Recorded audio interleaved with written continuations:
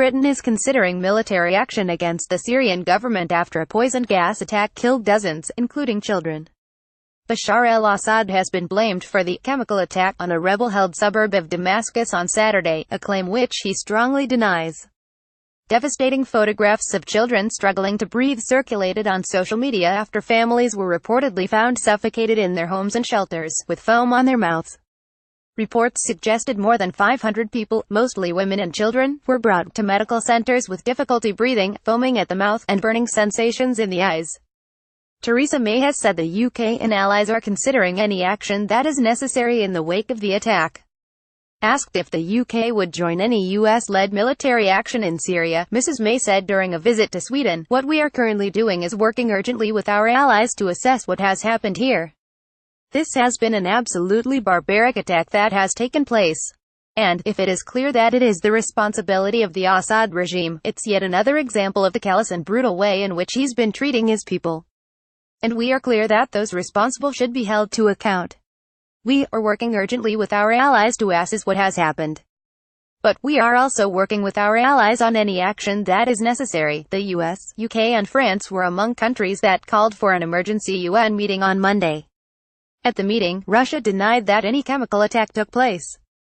Shortage of drivers, sewing machinists and cybersecurity candidates due to Brexit. However, U.S. Ambassador to the UN Nikki Haley said, "The United States is determined to see that the monster who dropped chemical weapons on the Syrian people held to account." She said the Security Council must either discharge its duty, or demonstrate its utter and complete failure to protect the people of Syria. Either way, the United States will respond. Mr. Trump said on Monday he would decide on a U.S. response to the apparent chemical weapons attack that killed at least 40 people, including children, probably by the end of today. He condemned the heinous attack, which occurred on Saturday, saying, "It was an atrocious attack. It was horrible, many dead, including women and children, in mindless chemical attack in Syria. Area of atrocity is in lockdown and encircled by Syrian army, making it completely inaccessible to outside world. President Putin, Russia and Iran are responsible for backing Animal Assad. Big price." Donald J. Trump, at Real Donald Trump, April 8, 2018. Mr. Trump said the U.S. is still investigating the possible involvement of the Iranian and Russian governments in this strike. He added of Russian President Vladimir Putin, "Everybody's going to pay a price, he will, everybody will." Earlier, Mrs. May said Russia must be held to account, alongside Syria, if Bashar Assad's regime is found to be responsible for the poison gas attack in Douma.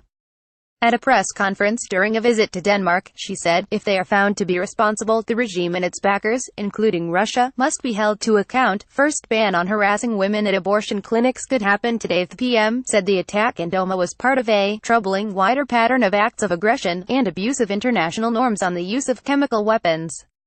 Russia's repeated use of its veto at the UN has enabled international rules on chemical weapons attacks to be broken and investigations hampered, she said, adding, "This must stop." Mrs. May said the case of the poisoning of Sergei and Yulia Skripal in Salisbury showed similar recklessness last month with the use of chemical weapons.